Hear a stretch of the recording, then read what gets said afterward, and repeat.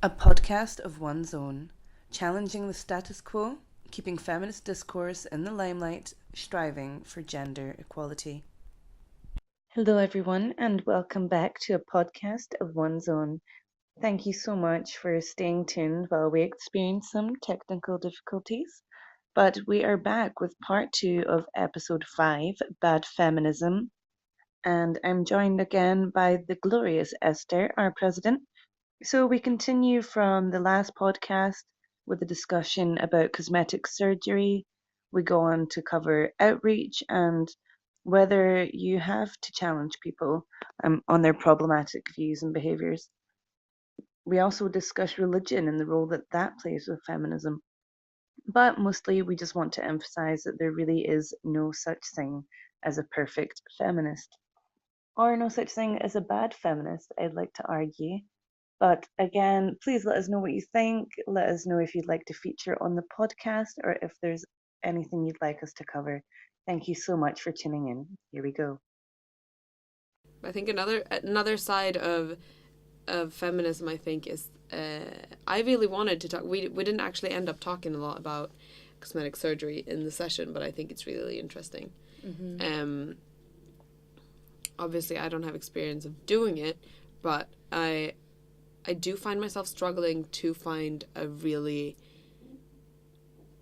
firm standpoint in the whole issue, because I wouldn't say I support it. I think it's horrible that it is a thing. I'm like, why do we have to? It's really devastating that women feel they have to do that, but at the same time, I would never want to make a woman feel shamed for making that decision. And it's really common. There's a lot of people I went to school with that have had work done now as well. And yeah, same. I'm like, wow, this is so surreal. I used to look at people on TV and be like, oh my god, they're getting surgery, and I'm like, wow, like friends around me are doing this. And no, it's sad. It really is sad for me, because I just want to be like, no, you're gorgeous and you don't need to waste money on this. Yeah. But I've also really struggled with it myself before. Like we spoke in a previous podcast where I was always adamant I was going to get a nose job. It's just like, I mean, I'm absolutely heartbroken whenever I hear like the people around me are considering it or doing it, but then at the same time, like you said, I would never shame a woman who's done it. First of all, because that's their body now. I'm not going to shame their body regardless. If they've fixed it, I don't even want to say that. If they've had any work done on it or not. I'm not going to comment on what I think it looks like, but I just, what breaks my heart is that they felt that they needed to in the beginning. And I also think it's a lot of people do face so much discrimination after they've gotten stuff done as well, and be like, oh, why weren't you, confident before, blah blah blah, and like you can't win. You can't win. It's and I feel like it's sort of like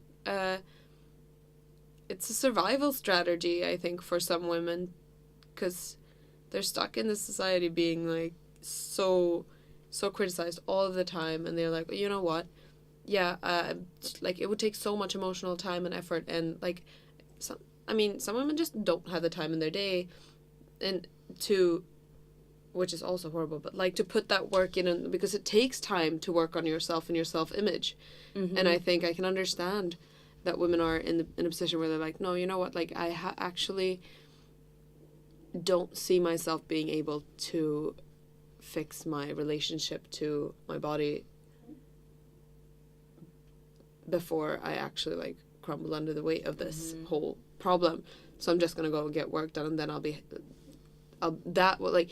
maybe some women feel like I'll be happy.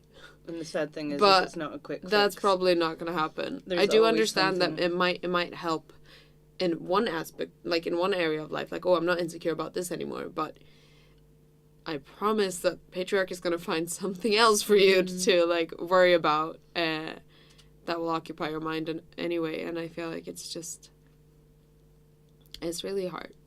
It's really hard. And we've touched on that before as well, that regardless of what you look like and whether you're considered to be the complete epitome of conventional beauty, you can still have so many issues with yourself. And so it is just this loop of trying to like chase unattainable beauty standards. Which is why self-work is... Yeah, it is genuinely, like, the only, I think, way through. And I find that it's... I don't know, that it's really empowering to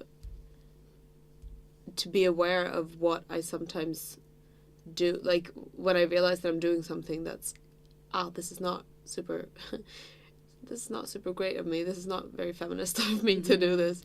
I feel like it's really empowering when I notice things like that, and then immediately I'm like, okay, lesson learned. I just realized I'm doing this. I'm going to try to not do it anymore. But I'm also not going to shame myself for doing it up until now, because I'm conditioned to do a lot of these things, and that's not my fault. Yeah, I think especially beauty ideals is one of the... is a really big one. And also, like, just tradition. I was listening to this podcast called The Guilty Feminist, which is absolutely hilarious. They also have a Fringe show. And they usually they start every episode with saying, I'm a feminist, but I've done this, or whatever, like, sort of a little bit of a confession, like. And a lot of the times it's like, I'm a feminist, but I really, really, really like it when a man holds up the door for me. And I'm like, yeah, of course, like, I like when people hold up the door for me as well, no matter if it's a man or a woman, but we're all conditioned to think that the man's gonna do it. So just like, and we, you know, I just think it's a really, like, nice way to sort of get some of those things, little things, off your chest, and also to notice that it's so ingrained in every little detail and aspect of our daily life. And you need to allow yourself this leeway, because there are so many feminism ties in with essentially every single aspect. Well, I feel in our lives, that's why you've got all these different feminist theories that can be applied to absolutely anything. Yeah. And to be on constant high alert of assessing your own behaviour to work out whether you're fitting within the feminist ideals is hard work. And if you constantly berated yourself every time for slipping up or for I think as long as you're trying, as long as you're aware and you're trying, like, I don't want to sort of endorse noticing that you're doing something and then just not thinking more about it. It's like, oh yeah, I'm allowed to do this as well. Well, I mean, sure, you can do that, but I think important is to try to work against it, but also allow yourself to take it at a pace that's reasonable and not expect yourself, because some things, I'm sure, over the next few weeks, months, years, I'm going to learn about more things that I'm not even aware of that I'm doing right now. I feel like I learn so much every day. But I think especially in terms of, like, our society, I know that a lot of people are, like, hesitant to join societies like this, or even just, like, conversations about feminism, because they feel self-conscious about their right to call themselves feminists because they wear makeup, or they are, you know, like, don't have experience in certain, like, are not well read up on things. And I don't know, it's just... There is no such thing as a perfect feminist. Exactly. And I think especially the feminist movement is so scrutinized all of the time, constantly, and really held up to the impossible standard. And every single, especially in the media, feminist sort of figures that are spokesperson for the movement, spokespersons for the movement, there's so little... they're really not allowed to mess up at all, ever, as if they're supposed to be this perfectly designed little feminist from the start, as if they can't learn on the way either. I think that's really dangerous with social media as well, that we're really, like, putting certain activists on just up on a podium, and we're just like, this is amazing, you're great, and then they happen to say something or do something, and it might just be not something that's actually meant to be, that's not intended in a bad way, but that they probably just not thought about that aspect of feminism yet, and someone picks up on it and they just cancel this person totally. which I think is really, really disheartening, because I think we all have to believe in the possibility of, like, progressivism has to allow space for progress, you know? Mm-hmm. And mistakes. Yeah. So, like, we actually can't move forward unless we're allowed to mess up and do better. Mm-hmm. If we're, like, thrown out of the movement for messing up once, then how are we going to get better? And I still notice myself do it on a regular basis as well, where it'll be, like, the next day and I've had some drinks the night before in the pub or something, and I'm like, oh my God, I said that. Yeah. And just coming out with it at the time, and then having some time to assess what you said or, like, what you were thinking, and being like, oh, that's problematic. Yeah. Yeah, definitely. I think it's really easy as well when you're in an environment with people that you feel really comfortable with, and then one of them accidentally says something that you might feel like, is that okay? Can we really go there? Mm-hmm. But then this might be someone that either you don't really know that well, but you want to stay in a good relationship with, or it's someone that you know really well that's really close to you, and you're like, sometimes it's so horrible to feel like, oh my God, do I really need to call them out on this right now and just ruin the moment? Really? It's tiring. It's so tiring, and it is definitely, like, it's hard to know that, or to I find a lot of the times it's not that big of a deal. People are like, oh shit, and they want to learn, but there's always this fear in me that people are going to be like, at a certain point they'll be like, no, that was the tip of the iceberg. No, what's it called? That was the freaking cherry on top, nail in the coffin. I can't deal with Esther anymore because she's just such a buzzkill all the time. You know what I mean? Like, I'm always, every single time, I'm like, is this the moment where they're just gonna quit being friends with me because I'm being too disruptive? And I have had people do it before where I'm like, you cannot take a laugh anymore. You can't have a joke. But why do you think it's funny though? Yeah, and I have had it, like, I remember at one point in my life I had it from, like, 4 people that were really close to me that were like, look, you just can't take a joke anymore. And I really had to sort of, like, assess myself. That I was like, maybe I do just need to, like, chill out a little bit. But I do think it's so important to, like, engage with people and to engage in outreach. And those little tiny comments that go unchecked all perpetuate to, like, these really harmful atmospheres and ideas, and it normalizes all this harmful stuff. But then there is times where I'm so tired that I'm like, there's not even any point in trying with this person, or, you know, someone who's so set in their ways and they're completely sexist and have these viewpoints.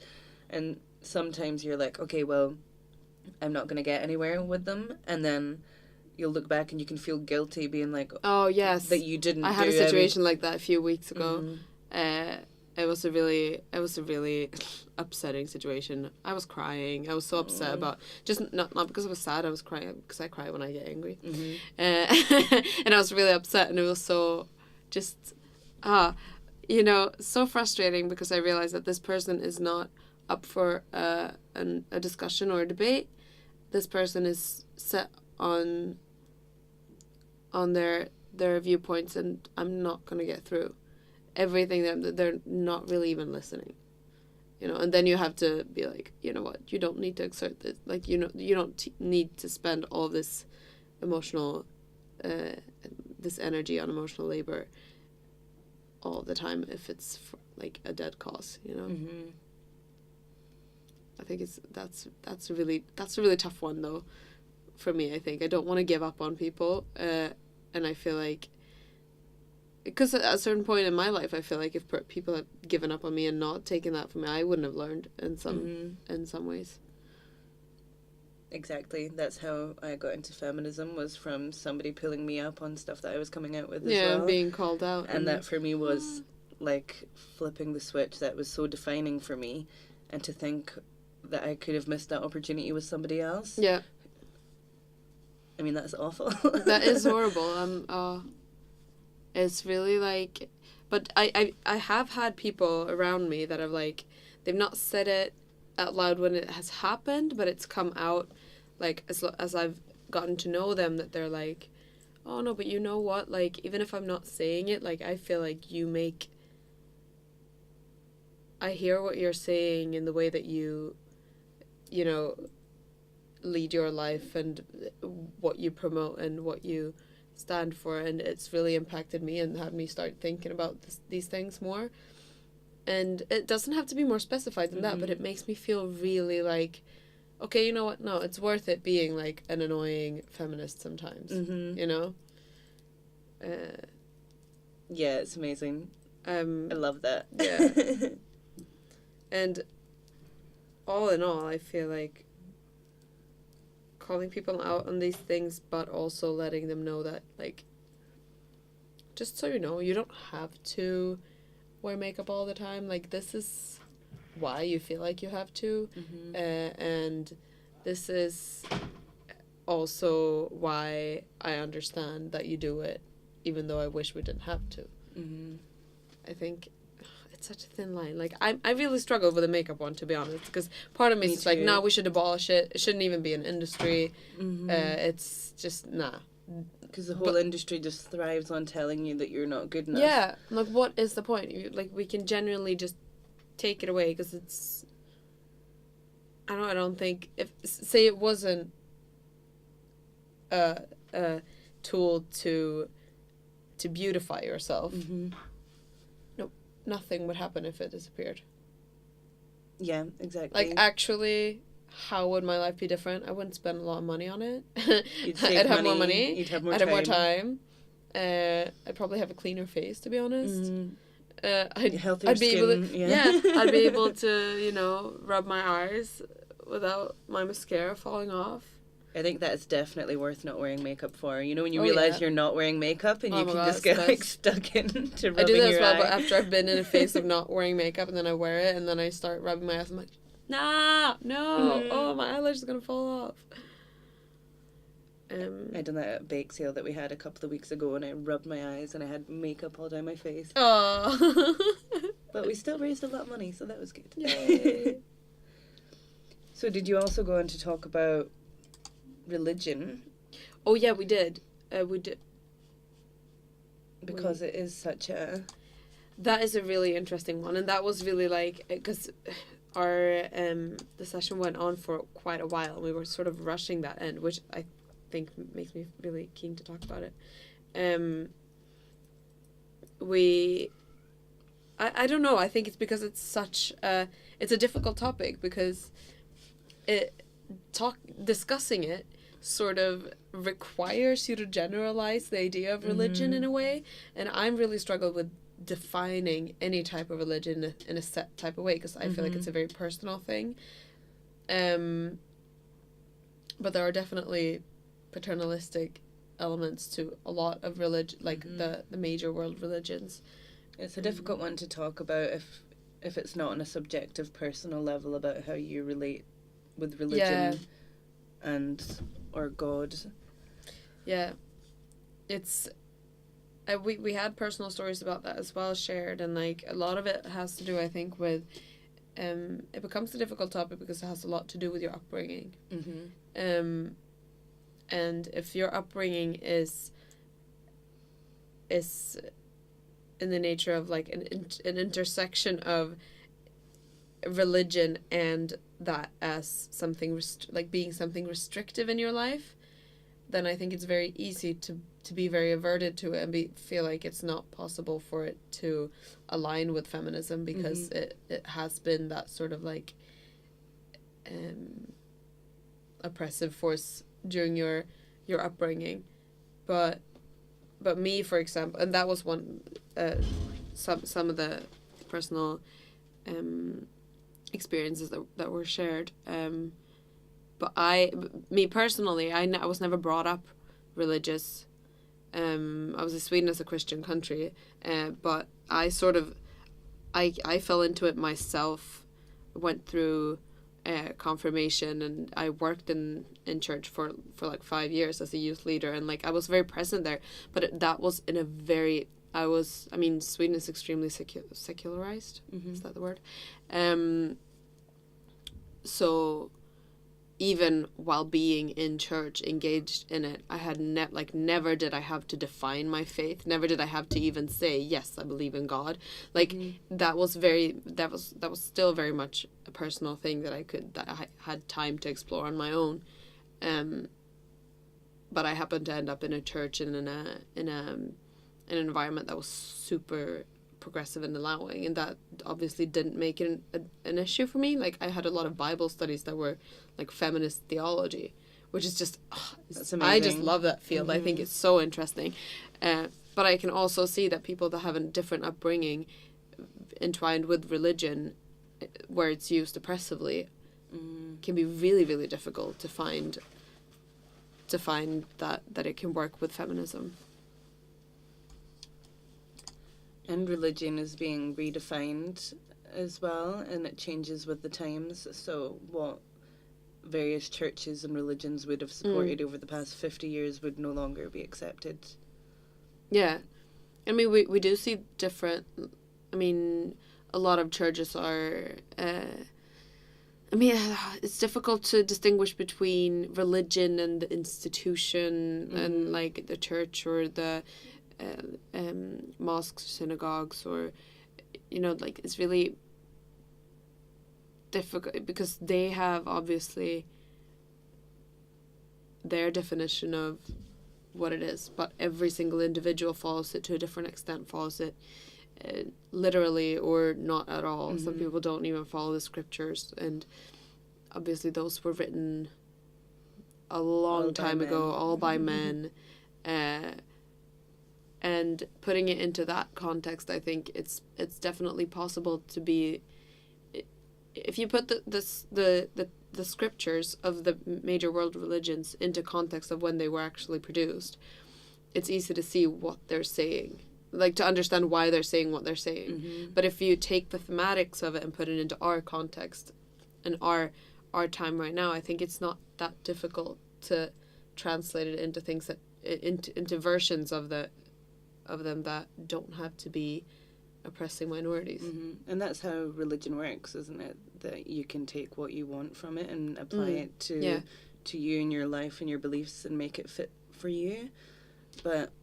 And I do think that very few people actually literally take the words from the Bible, but I remember coming across a passage and it was some sort of rule that was in place that if a man raped a peasant, he would then have to marry her, and the language that is used is just so horrific. You know, she's a commodity. And I was discussing this with someone, and she was debating about it, and she was like, "Yeah, but it was written to protect the woman so that she would then be able to have a husband and have a life afterwards in that context."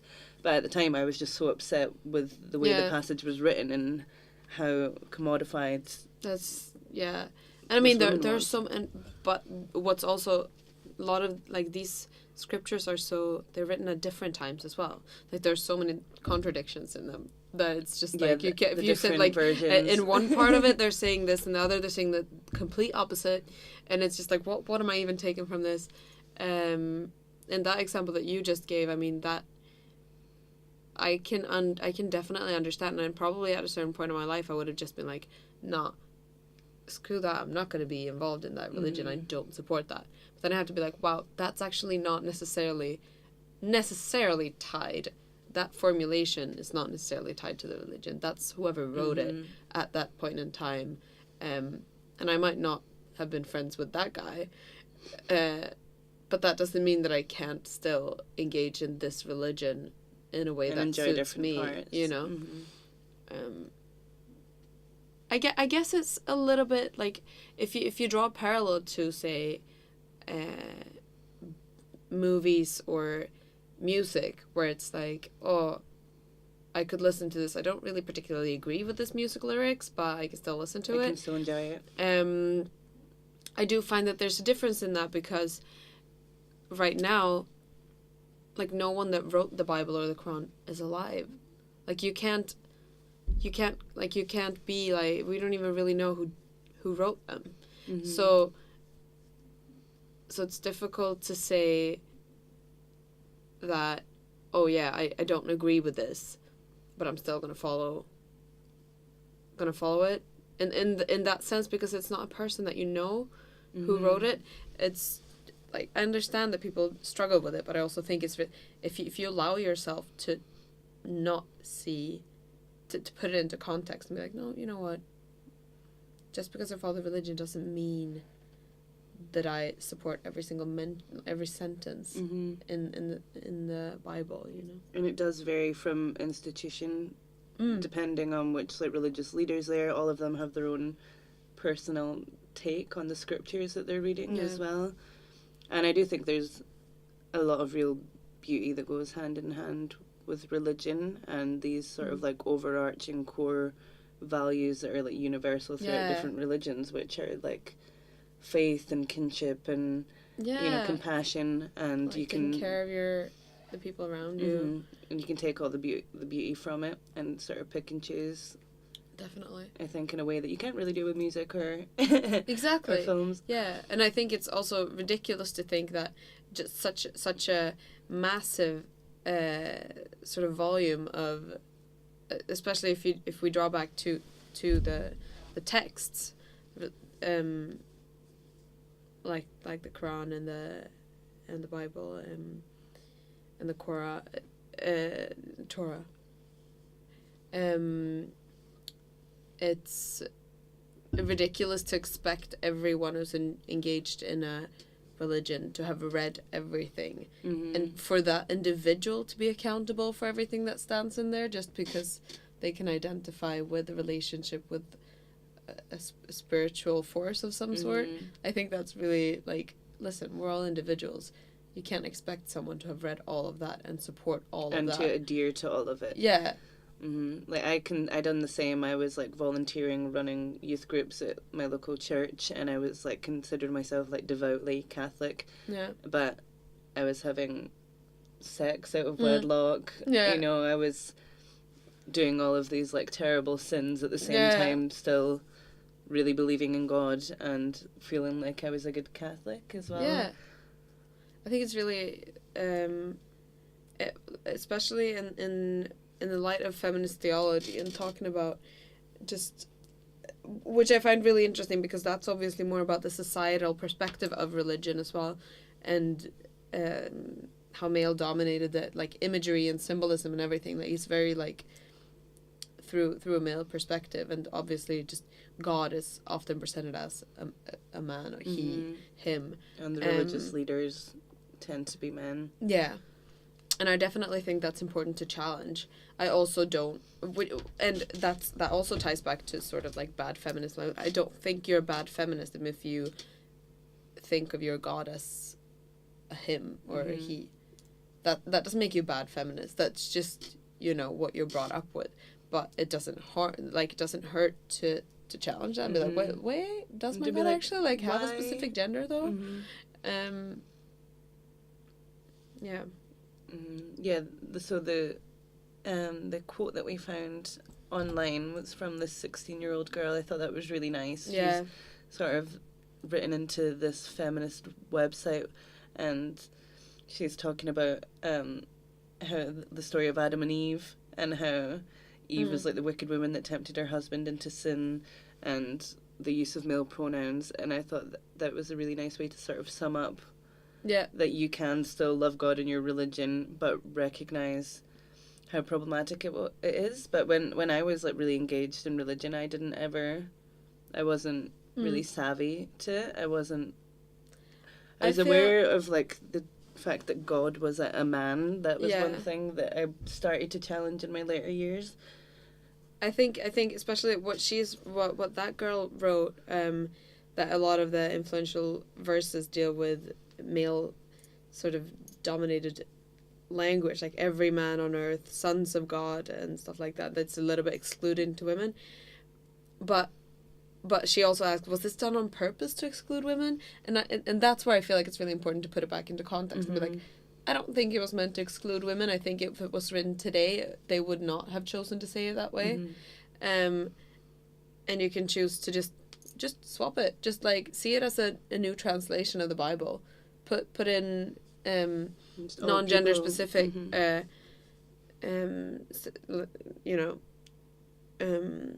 language, and especially the story of Eve. Like, personally, I love the story. I'm like, I just love it because she says that Eve is portrayed as this wicked woman that tempted her husband into sin. Whereas I'm like, you know what I take from it? I'm like, nah.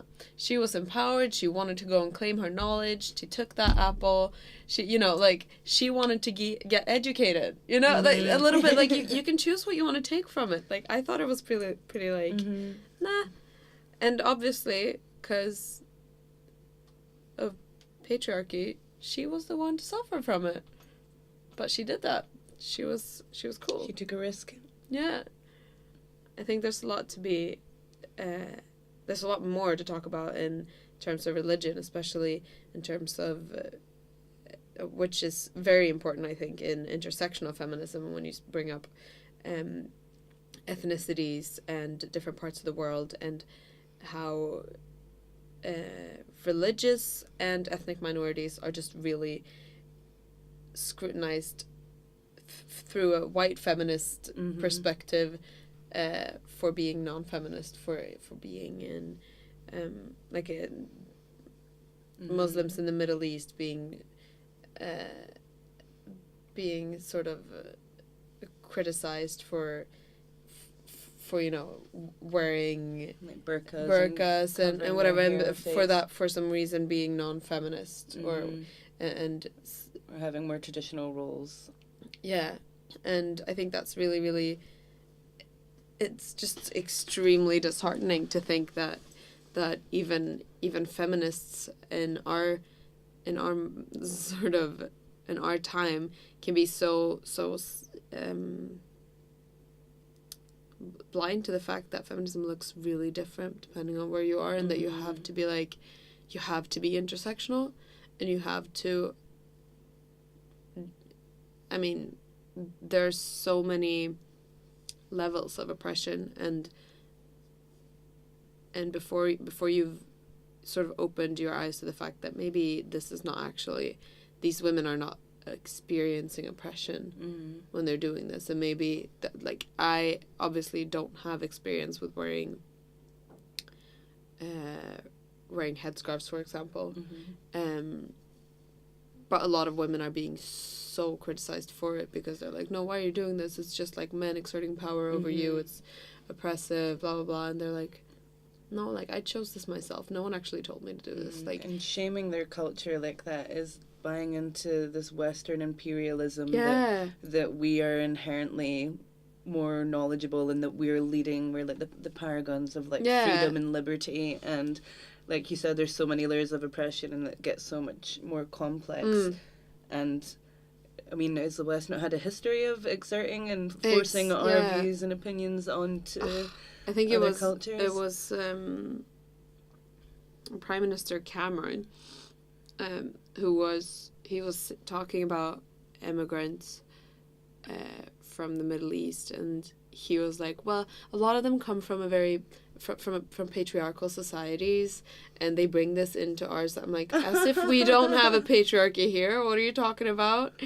Just really ridiculous. But I think that is one example where I think there might be a confusion in what I mean by bad feminism, for example, when I say, which is sort of like what we engage in that might be harmful to ourselves. But I think it's important to remember that's to not let yourself slip into I'm using quotation marks now, bad feminism that is ignorant feminism, and discriminating feminism that is what's typically called white feminism, that's just really focused on white women. And I think as soon as you're compromising other women's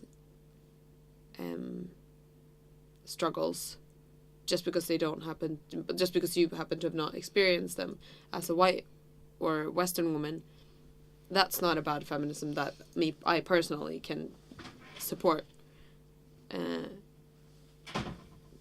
because then it's just sort of denying your privileges and being way too comfortable in them to take that. I think it's a dangerous phrase to be like, oh, you can't fight every fight. I'm like, no, you can't, but you can try. You can like do, you know, yeah. I think, yeah, it's such a big topic. I know. Crazy. So you can be a bad feminist. I think that, yeah, that's what I want to conclude with. Like, anyone who ever doubts that they can identify as a feminist should just sit down and chill, and we'll be, you know, you're welcome in the movement, even if you wear makeup. we do too. No, but like, in all seriousness, we can't be perfect, and not all feminists are know everything. We're all just learning from each other, and it's about learning, about lifting each other up, not shaming other women, not shaming yourself for slip-ups. Yeah, realizing that we're not perfect, but we're pretty just damn working good on it. Yeah. Yes. I finished the session with 2 recommended readings, and they're really classics to me. One of them is Bad Feminist by Roxane Gay, which is fairly recent, and the other one is a real old goodie by icon Audre Lorde, which is, but it was released in 2017. This specific collection is called Your Silence Will Not Protect You, and it's just a collection of essays by Audre Lorde and poems as well, that she wrote over the course of her life, and it's just incredible, especially on the topic of intersectional feminism, and just really good. Well, it's a great place to wrap it up, I think.